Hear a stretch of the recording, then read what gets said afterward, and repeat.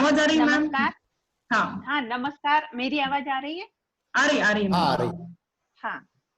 राष्ट्रीय वेब संगोष्ठी में सभी उपस्थित गणमान्य को वंदन करते हुए आधुनिक संदर्भ में महाराष्ट्र की संत परंपरा के अंतर्गत में मेरा वक्तव्य संत ज्ञानेश्वर जो महाराष्ट्र के संत है उनके साथ राष्ट्रीय संत भक्त मीराबाई की तुलना करते हुए मेरी विषय प्रस्तुति संत ज्ञानेश्वर एवं संत मीराबाई के मधुरा भक्ति परक काव्य का तुलनात्मक अध्ययन पर मैं विषय प्रस्तुत करने जा रही हूँ।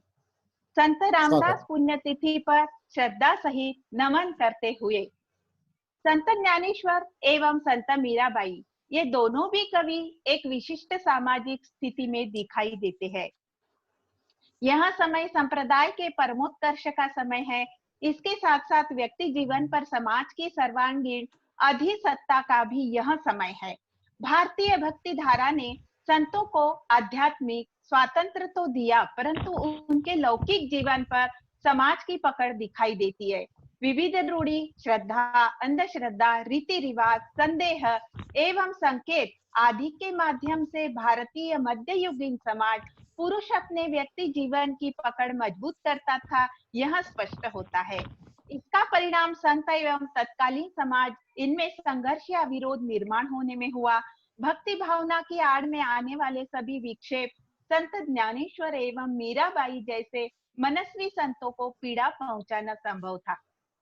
इस विरोध का सामना करते में इन दोनों संतों की बहुत सी शक्ति खर्च हुई, परंतु उदार मन से संघर्ष का सामना कर उसकी धार कम करने में तथा आत्म परीक्षण समाज की आत्म परिश्रम करने के लिए मजबूर करने में और अंत में अनावश्यक एवं काल बाह्य सामाजिक संकेतों से समाज को मुक्त करने में दोनों भी संत कमाल के यशस्वी हुए हैं। प्रत्येक संत को कम अधिक मात्रा में सामाजिक संघर्ष करना पड़ता है, यह तो ऐतिहासिक तथ्य है। वैसा वह ज्ञानेश्वर एवं मीराबाई को भी सहना पड़ा था, परंतु इस संघर्ष से उनका संतत्व अधिक निखर आया। इस संघर्ष का दोनों भी भक्ति भावना एवं भक्ति काव्य निर्माण पर परिणाम होना स्वाभाविक था। इसीलिए ही ज्ञानेश्वर और मीराबाई के भक्ति काव्य का तुलनात्मक विचार करने से पहले जिस समय वे जिए वह परिस्थिति उससे उत्पन्न उनके व्यक्तित्व का पहले विचार करने के उपरांत उनके व्यक्तित्व का तुलनात्मक विचार करना आवश्यक है। इस प्रकार किसी भी कवि का व्यक्तित्व काल संदर्भ, समाज संदर्भ, सांस्कृतिक संदर्भ, धार्मिक संदर्भ लेकर प्रकट होता है। व्यक्तित्व के लिए यह सभी परिणाम कम अधिक मात्रा में लागू होते हैं। इस प्रकार संपन्न व्यक्तित्व जब उनकी कविता से प्रकट होने लगता है तब यह सभी परिणाम कम अधिक मात्रा में इन कविताओं में व्यक्त होते हैं और उसकी अर्थवत्ता एवं गुणवत्ता बढ़ाते हैं। इसीलिए हमने संत ज्ञानेश्वर एवं मीराबाई निर्मित कविताओं का उनके व्यक्तित्व सापेक्षता और आलोचक दृष्टि से भी स्वतंत्रता से विचार किया है। अब तुलनात्मक साहित्य अभ्यास पद्धति से इन दो संत कवियों के भक्ति काव्य का तुलनात्मक विचार करने के अंतिम पड़ाव पर हम आ पहुंचे हैं। ज्ञानेश्वर और मीराबाई की प्रेम भक्ति को हम देख रहे हैं। मीराबाई अंतर्बाह्य कृष्ण प्रेमी है।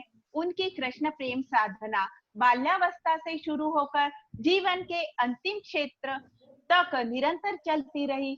इस कृष्ण प्रेम साधना की उत्कट स्फूर्त अभिव्यक्ति ही मीराबाई के पद है।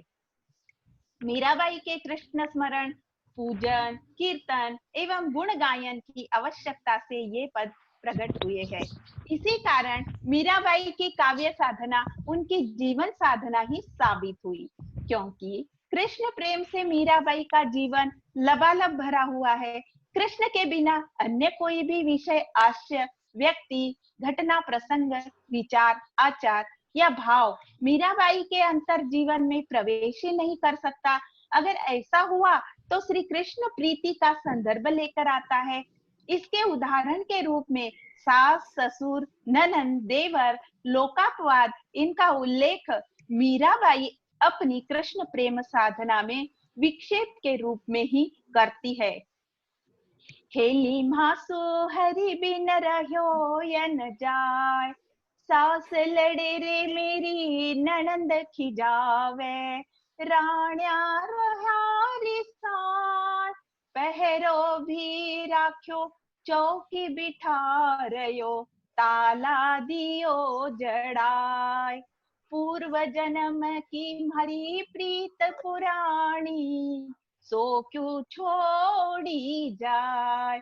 मीरा के प्रभु गिरिधर नागर, अगर उन आवे मारी दाय।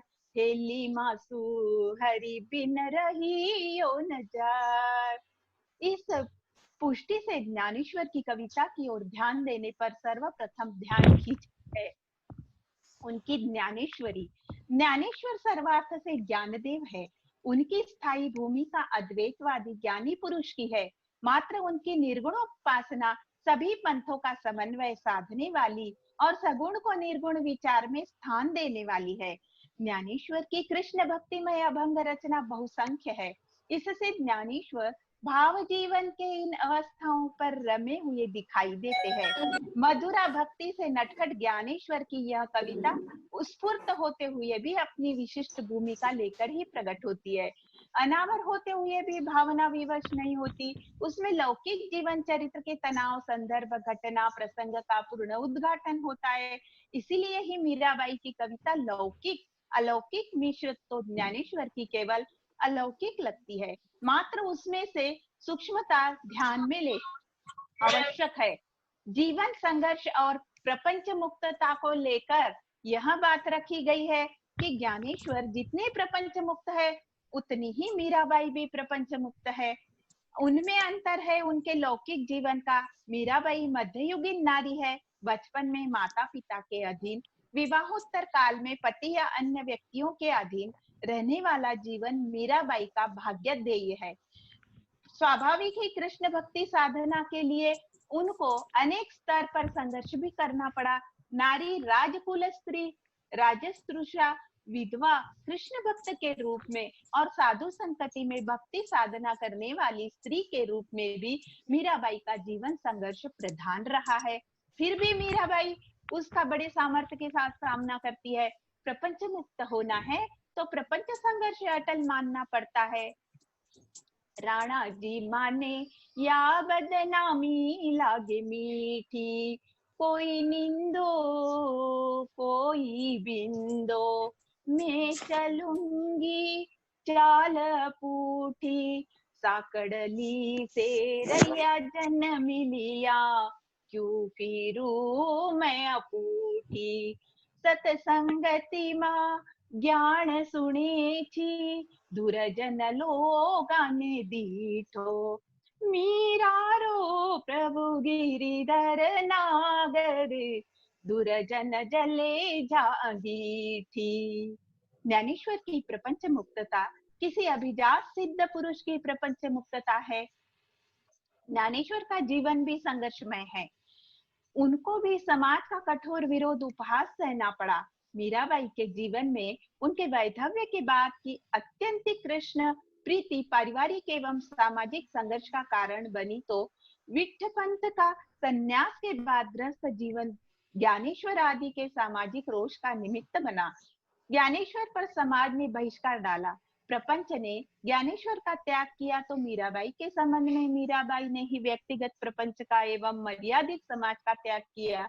इसी कारण ज्ञानेश्वर की प्रपंच मुक्तता जितनी अभिजात, उतनी ही मीराबाई की भी अभिजात माननी पड़ती। श्री कृष्ण प्रेम भक्ति में प्राकृतिक साम्य एवं अंतर को देखते हुए ज्ञानेश्वर की कृष्ण भक्ति एक पुरुष मन की कृष्ण भक्ति है, तो मीराबाई की नारी मन की। ऊपरी तौर पर यह कहना अधिक अर्थपूर्ण ठहरता है। ज्ञानेश्वर ने अपनी श्री कृष्ण प्रेम भक्ति को अपने गोपी विरहिणी पदों में व्यक्त किया है। इन पद रचनाओं में ज्ञानेश्वर ने गोपी विरहिणी की मनोभूमिका स्वीकार की। ऐसा करना उनकी काव्य प्रतिभा का काव्यानुभव की आवश्यकता थी। सावळे परब्रह्म आवडे या जीवा, मने मन राजीवा घर केले, काय करू सये सावळे गोविंद, आपे आप लपत मन तेथे। अभंग क्रमांक 256 रहा है। 265 तुझवी न येकणी रे कृष्णा न ममे राती तव तुवा नवल केले वेणू घेऊनी हाती, आलीये तेची सोय तुझी ओळखिली गती। अभंग क्रमांक 260 से ये लिया गया है। इस प्रकार की मनोभूमिका स्वीकारने से ज्ञानेश्वर प्रेम भक्ति कर सके एवं कांता भाव से अपनी विरह परक या श्रृंगार परक प्रेमानुभूति को अपनी कविता में व्यक्त कर सके। एक बार स्त्री मनोभूमिका स्वीकारने पर मन में श्री कृष्ण प्रेम की विविध अनुभूतियों, भावावस्थाओं अपनी प्रतिभा के अनुसार व्यक्त की है। ज्ञानेश्वर के मधुरा भक्ति परक काव्य में श्री कृष्ण प्रेमी स्त्री पूर्ण अर्थ से प्रकट होता है। मीराबाई की कविता उनके प्राकृतिक स्त्री मन के रंग लेकर प्रकट होती है। वहां मीराबाई इस व्यक्ति मन का ही अनुभव व्यक्त करती है। पदों में मीराबाई की वीर मुद्रा कभी नहीं मिटती। माई मनो सुपणा मां परण्या दीनानाथ, 56 कोटि जना पधारिया, दुली सिरी ब्रजनाथ, सुपणा मा तोरण ही बधारी, सुपणा मा गई आहात, सुपणा मा मारे परण गया पाया, अचल ही सुहाग, मीरा रो गिरिधर ही मिल्यारी, पूरब जड़ मरो भाग। सुपना यानी सपने में। सगुण निर्गुणवाद और मधुरा भक्ति को देखते हुए मीराबाई को श्री कृष्ण के सगुण रूप की आस है। केवल सगुण की ही नहीं तो श्री कृष्ण के सहवास की अत्यंतिक आस मीराबाई को है। मीराबाई को निर्गुण